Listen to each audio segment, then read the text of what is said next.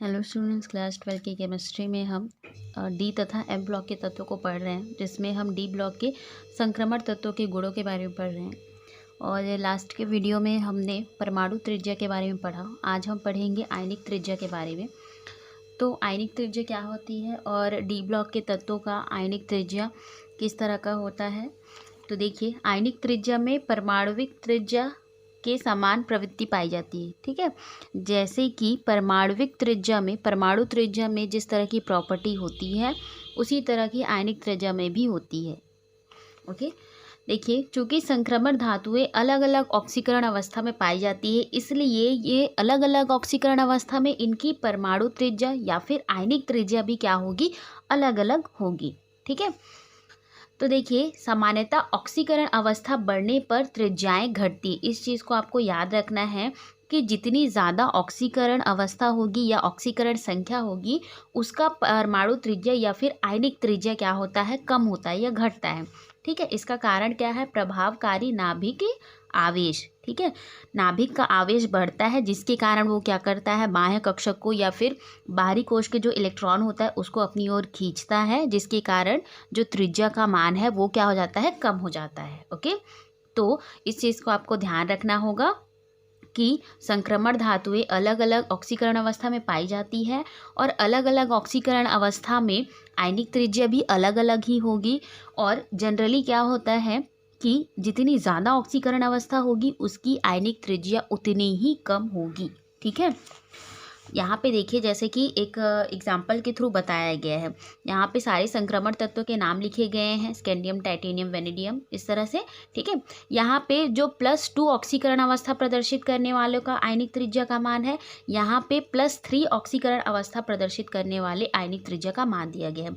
तो देखिए, यहाँ पे जो 2+ वाला है उन लोगों का ज़्यादा है ना, 81, 91, 84, 88, 80। अब इसके मुकाबले में, इसकी तुलना में आप लोग देखिए कि जो 3+ वाला है, ठीक है, जो 3+ ऑक्सीकरण अवस्था प्रदर्शित करते हैं, उन धातुओं का जो आयनिक त्रिज्या का जो मान है वो इनके मुकाबले कम है। यहाँ पे देखिए, टाइटेनियम का यहाँ पे 91 है। जब ये टाइटेनियम +2 ऑक्सीकरण अवस्था प्रदर्शित करता है तो इसका आयनिक त्रिज्या का मान 91 है। लेकिन जब ये +3 ऑक्सीकरण अवस्था प्रदर्शित करता है तो इसका मान देखिए कम हो गया है, 76 हो गया है। इसका कारण क्या है, प्रभावकारी नाभिकीय आवेश। ठीक है, तो क्या समझे आप लोग कि जितनी ज़्यादा ऑक्सीकरण अवस्था होगी या जितनी ज़्यादा ऑक्सीकरण संख्या होगी, आयनिक त्रिज्या का मान उतना ही कम होगा।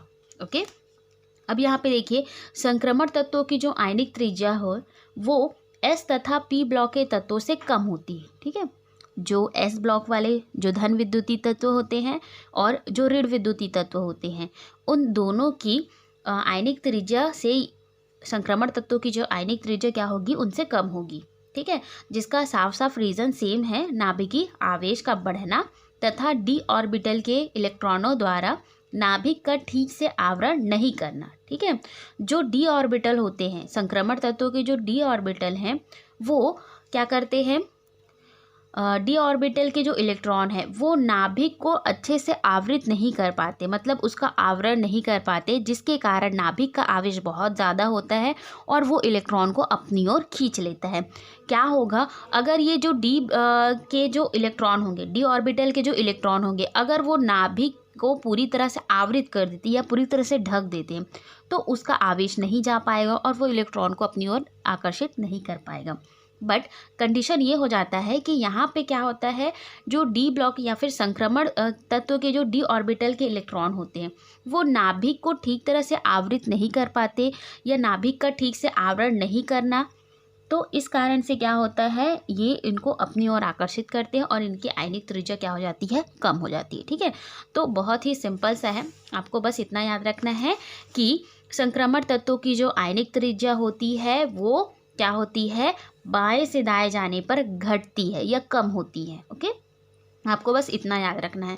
और इसका कारण क्या है, प्रभावकारी नाभिकीय आवेश। और इसके साथ साथ आपको ये भी याद रखना है, क्योंकि क्वेश्चन ये भी पूछ सकता है कि Ti2+ और Ti3+ की आयनिक त्रिज्या एक दूसरे से भिन्न क्यों है। ठीक है, तो आपको याद रखना है, क्या याद रखना है कि जिसकी ऑक्सीकरण अवस्था या संख्या जितनी ज़्यादा होगी उसकी आयनिक त्रिज्या उतनी ही कम होगी या घटेगी। रीज़न है प्रभावकारी नाभिक का आवेश, उसका बढ़ना, आवेश का बढ़ना। ठीक है, नाभिक के आवेश का बढ़ना। अगला हम देखेंगे, जो अगली प्रॉपर्टी है वो धात्विक गुण की है। तो देखिए, संक्रमण जो तत्व होते हैं वो सभी के सभी धात्विक गुण प्रदर्शित करते हैं। मतलब जितनी भी संक्रमण तत्व है वो सब के सब क्या होते हैं, धातु होते हैं। अब धातु में जैसा कि आप जानते हैं कौन कौन सी प्रॉपर्टी होती है, धातुओं में चमक होती है, धातुएं जो होती है आघातवर्धिनी होती है। ठीक है, आघातवर्धिनी कहने का मतलब जब धातुओं को उसको पीटा जाए तो वो चादर की तरह फैल जाती है। ठीक है, और क्या क्या होती है धातुओं में, धात्विक ध्वनि पाई जाती है। मतलब अगर आप धातु को पीटेंगे तो उससे ध्वनि निकलती है। इसके अलावा धातुओं में तन्यता का गुण भी पाया जाता है ना। और इसके अलावा और क्या है, धातुएं जो होती है ऊष्मा तथा विद्युत की क्या होती हैं, सुचालक होती हैं। तो इतनी सारी प्रॉपर्टी आप ऑलरेडी जानते हैं। ओके, तो जो संक्रमण तत्व है, जो डी ब्लॉक के जो सारे तत्व हैं वो सभी धात्विक गुण प्रदर्शित करते हैं। मतलब उन सभी में ये सारे प्रॉपर्टीज़ होती हैं।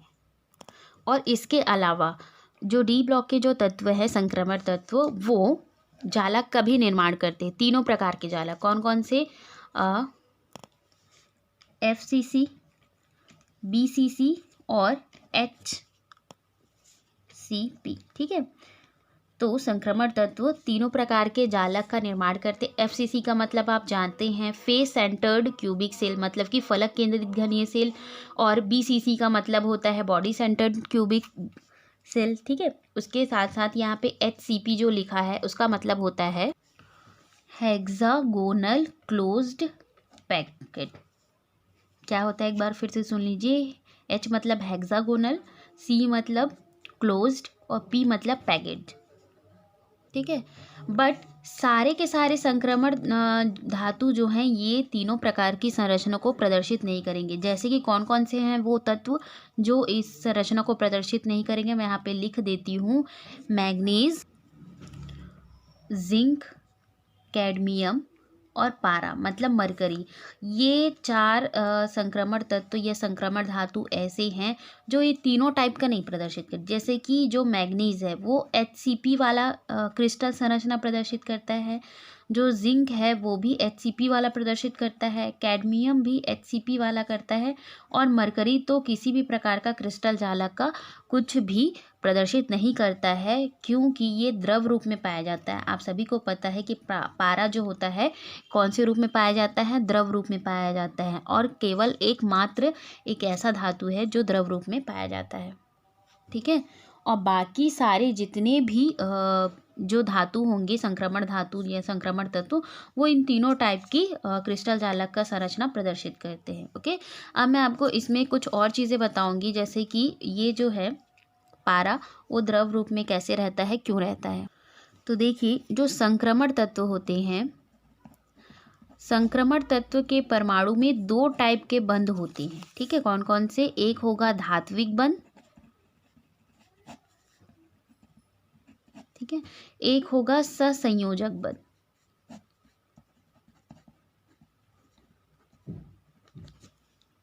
या फिर सहसंयोजी बंध। ठीक है, इसको आप सहसंयोजी लिख लीजिए, सहसंयोजी बंध। तो संक्रमण तत्व के परमाणुओं में ये दो टाइप के बंध होते हैं। ये जो धात्विक बंध है वो कैसे बनता है, देखिए, बाह्यतम कोश में उपस्थित इलेक्ट्रॉन के कारण धात्विक बंध बनते हैं। ठीक है, और N-1 डी कक्षक में अयुग्मित इलेक्ट्रॉन। ठीक है, जैसे कि यहाँ पे मान लीजिए ये डी कक्षक है जिसमें कितने डिब्बे होते हैं, 5 डिब्बे होते हैं। अब यहाँ पे मान लीजिए युग्मित है, ये यहाँ पे, ठीक है, ये भी युग्मित है, ये वाला अयुग्मित, अयुग्मित, यहाँ पे देखिए 3 जो है अयुग्मित इलेक्ट्रॉन है। ठीक है, तो ये जो सहसंयोजी बंध कब बनेगा, जब N-1 डी कक्षक में क्या होंगे, अयुग्मित इलेक्ट्रॉन होंगे। ठीक है, तो डी पाई प्रकार के यहाँ पे बंध बनते हैं। ओके, अब हम देखें तो ये जो पारा है या मरकरी है, ठीक है, तो इसके जो डी कक्षक होंगे वो पूरे रूप से भरे हुए होते हैं। ठीक है, आप इसका जब इलेक्ट्रॉनिक विन्यास देखेंगे तो इसके जो डी कक्षक हैं वो पूर्ण रूप से भरे होते हैं। और इस कारण से इसमें सभी इलेक्ट्रॉन क्या होते हैं, युग्मित होते हैं। ठीक है, सभी इलेक्ट्रॉन क्या होंगे, युग्मित होंगे। एक भी इसमें अयुग्मित इलेक्ट्रॉन नहीं होता। इस पारा के डी कक्षक में एक भी अयुग्मित इलेक्ट्रॉन नहीं होता, सारे के सारे युग्मित इलेक्ट्रॉन होते हैं। और जिसके कारण ये सामान्य ताप पर, पारा जो है सामान्य ताप पर द्रव रूप में पाया जाता है। ठीक है, तो अगर आपको क्वेश्चन आता है कि सामान्य ताप पर पारा द्रव रूप में आता है, इसका कारण बताइए, तो क्या लिखेंगे आप कि पारा के जो डी कक्षक होते हैं वो पूरे रूप से भरे होते हैं तथा उसमें एक भी अयुग्मित इलेक्ट्रॉन नहीं होता, जिसके कारण से वह ससंयोजी बंध नहीं बना पाता और वह सामान्य ताप पर द्रव रूप में होता है। और एक चीज़ आपको और भी बता देते हैं कि देखिए यहाँ पे जितने ज़्यादा अयुग्मित इलेक्ट्रॉन होंगे, यहाँ पे आप लिख लीजिएगा कि जितने ज़्यादा अयुग्मित इलेक्ट्रॉन होंगे वह उतना ही कठोर धातु बनेगा। ठीक है, जितने ज़्यादा अयुग्मित इलेक्ट्रॉन होंगे वो उतना ही कठोर धातु बनेगा और जितने कम अयुग्मित इलेक्ट्रॉन होंगे वह उतना ही सॉफ्ट धातु बनेगा। ठीक है, क्यों ऐसा होगा, देखिए अगर अयुग्मित इलेक्ट्रॉन हुए, मान लीजिए यहाँ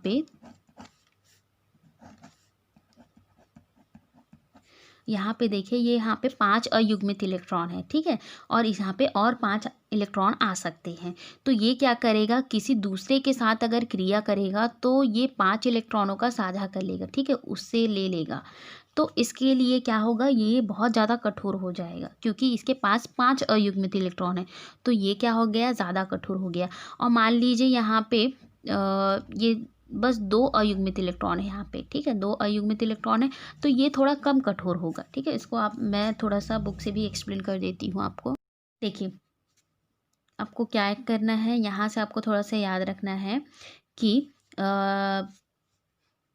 ये जो संक्रमण धातु होते हैं उनके जो लास्ट वाला जो कक्षक होता है NS वाला, उसमें या तो 1 इलेक्ट्रॉन होंगे या तो 2 इलेक्ट्रॉन होंगे। ठीक है, तो 1 अथवा 2 इलेक्ट्रॉन होते हैं और जिसके कारण क्या, कौन सा बंध बनता है, धात्विक बंध बनता है और ये धातु की भांति व्यवहार करते हैं। धात्विक बंध के अतिरिक्त यहाँ पे डी कक्षक के बारे में बताया गया है। डी कक्षकों में अयुग्मित इलेक्ट्रॉनों की उपस्थिति से DN या फिर यहाँ पे डी पाई भी बोल सकते हैं ना इसको, यहाँ पे DN लिखा हुआ है, आप डी पाई भी बोल सकते हो, सहसंयोजी बंध बनाते हैं जैसा कि मैंने आपको बताया। ठीक है, तो अयुग्मित डी इलेक्ट्रॉनों की संख्या अधिक होने पर बंध प्रबल होते हैं। ठीक है, मैंने बताया आपको जितने ज़्यादा अयुग्मित इलेक्ट्रॉन होंगे वो उतना ही सॉलिड बॉन्ड बनाएगा और उतना ही कठोर होगा। जैसे कि यहाँ पे एग्जांपल दिया है क्रोमियम, मॉलिब्डेनम और टंगस्टन। ठीक है, ये 3 तत्व ऐसे हैं जिनके पास ज़्यादा से ज़्यादा अयुग्मित इलेक्ट्रॉन डी कक्षक में होते हैं। ठीक है, इसीलिए ये क्या होते हैं, कठोर धातु। ये तीनों के तीनों कठोर होंगे क्योंकि इनके पास ज़्यादा अयुग्मित इलेक्ट्रॉन है। जबकि जिंक, कैडमियम और मरकरी ये अधिक कठोर नहीं होते। क्यों नहीं होते, क्योंकि इनके जो डी कक्षक होते हैं वो पूरी तरह से भरे होते हैं और जिसके कारण इनमें एक भी अयुग्मित इलेक्ट्रॉन नहीं होता। यही कारण है कि कमरे के ताप पर जो पारा है वो द्रव रूप में होता है क्योंकि पारे में सभी इलेक्ट्रॉन जो होते हैं युग्मित होते हैं, अतः यह दुर्बल धात्विक बंध बनाता है। ओके, तो आपको ये जो है बहुत अच्छे से याद रखनी है, बहुत इजी चीज़ है। ठीक है, सिर्फ एक रीज़न है कि अयुग्मित जो जिसके पास जितने ज़्यादा अयुग्मित इलेक्ट्रॉन होंगे वो उतना ही कठोर धातु होगा और वो सहसंयोजी बंध बनाएगा। ओके।